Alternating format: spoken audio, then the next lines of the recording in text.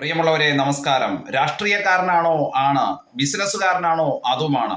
അങ്ങനെ രാഷ്ട്രീയക്കാരനായിട്ടും ബിസിനസ്സുകാരനായിട്ടും ഒരേ സമയം വേഷം കെട്ടി ആടി തിമിർക്കുകയാണ് നമ്മുടെ മുൻ നിലമ്പൂർ MLA ആയിരുന്ന PV അൻവർ.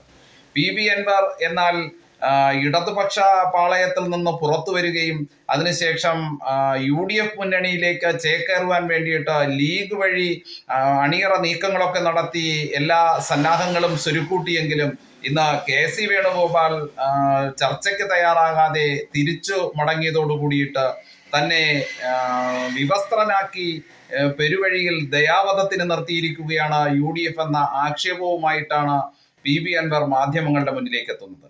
PV അൻവർ യഥാർത്ഥത്തിൽ രാജിവെക്കുവാൻ വേണ്ടിയിട്ടും നിലമ്പൂർ ഉപതെരഞ്ഞെടുപ്പ് ഉണ്ടാകാൻ വേണ്ടിയിട്ടും വഴിയൊരുക്കിയ രാഷ്ട്രീയ സാഹചര്യങ്ങൾ നമ്മൾ ഒന്നൊന്നായിട്ട് പരിശോധിക്കുമ്പോൾ വളരെ രസകരമായിട്ടുള്ള വിഷയങ്ങളാണ് വരുന്നത്.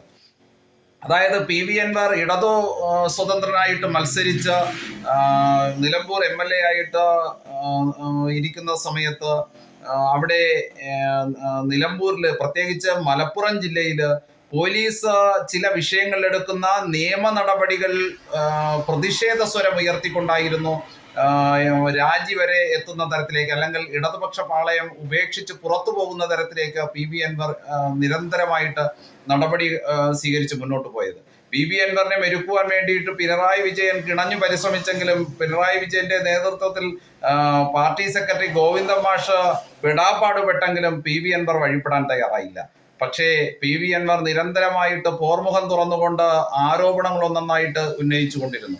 അവസാനം തൃശൂർ പൂരം കലക്കിയ സുരേഷ് ഗോപിയുടെ ആംബുലൻസ് യാത്ര വരെ വിളിച്ചു പറഞ്ഞ PV അൻവർ ഹിന്ദു സമൂഹത്തെ പോലും തെറ്റിദ്ധരിപ്പിച്ചുകൊണ്ട് രാഷ്ട്രീയ മുതലെടുപ്പ് നടത്തിയ ശ്രമങ്ങളെല്ലാം വിഫലമായി എന്നുള്ളത് തന്നെയാണ് ഇന്നത്തെ രാഷ്ട്രീയ അവസ്ഥയിൽ PV അൻവറിനെ കുറിച്ച് നമുക്ക് കാണാൻ സാധിക്കുന്നത്. ഇന്ന് PV അൻവർ എന്ന് പറയുന്നത് കേരള രാഷ്ട്രീയത്തിന്റെ ആർക്കും വേണ്ടാത്ത ഒരു എടുക്കാച്ചരക്കായിട്ട്, ഒരു വെറും വിഴുപ്പ് പാണ്ഡമായിട്ട് മാറിയിരിക്കുന്നു എന്നുള്ളതാണ്. യഥാർത്ഥത്തിൽ ഇടതുപക്ഷ മുന്നണിയിൽ നിന്ന് PV അൻവർ പുറത്തു വരുന്നതുവരെ UDF യഥാർത്ഥത്തിൽ PV അൻവറിന് ഒരു പോസിറ്റീവായിട്ടുള്ള ഒരു സൂചന നൽകിയിരുന്നു. ലീഗിന്റെ പല ആളുകളും PV അൻവറിന് പ്രത്യക്ഷമായിട്ടും പരോക്ഷമായിട്ടും പിന്തുണ നൽകിയിരുന്നു എന്നുള്ളതാണ് അതിന്റെ യാഥാർത്ഥ്യം.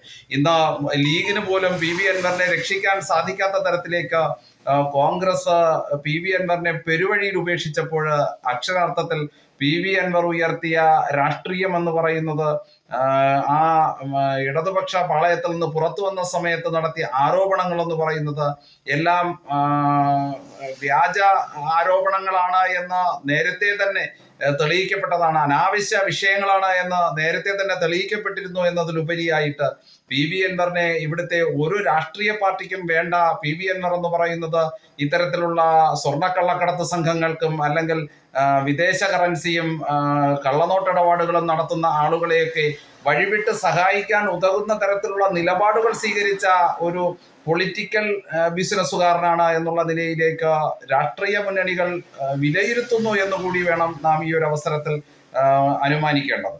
യഥാർത്ഥത്തിൽ ഒരു രാഷ്ട്രീയ പാർട്ടിയും ഉൾപ്പെടുത്താതെ നിൽക്കുമ്പോഴും PV അൻവർ തൻ്റെ അഹംഭാവത്തിന് കോട്ടം സംഭവിക്കാതെ, അല്ലെങ്കിൽ അഹങ്കാരത്തിന് ഒരു ഇഞ്ച് പോലും കുറവ് വരുത്താതെ PV അൻവർ യഥാർത്ഥ ബിസിനസ്സുകാരനായിട്ട്, അല്ലെങ്കിൽ യഥാർത്ഥ രാഷ്ട്രീയ കച്ചവടക്കാരനായിട്ട് തൻ്റെ നിലപാട് ഘടിപ്പിച്ച് ആ നിലപാടിൽ അല്പം പോലും മാറ്റം വരുത്താതെ മുന്നോട്ട് പോകാൻ തയ്യാറാവുന്നു എന്നുള്ളതാണ് നാം മനസ്സിലാക്കേണ്ടതായിട്ടുള്ളത്.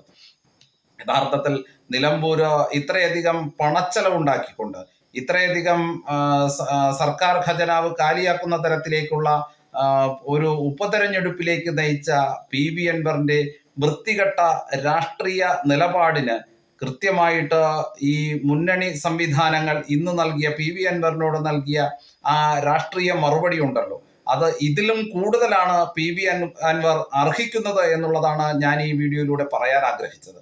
അത് കൃത്യമായിട്ട് ഏത് രാഷ്ട്രീയ പാർട്ടി ആയാലും ഏത് കക്ഷിയായാലും ഈ PV അൻവറിനോട് എടുത്ത ഈ നിലപാടിന് ആ രാഷ്ട്രീയ പാർട്ടികൾക്ക് ഒരു നല്ല നമസ്കാരം പറയേണ്ടത് തന്നെയാണ്. നന്ദി, നമസ്തേ.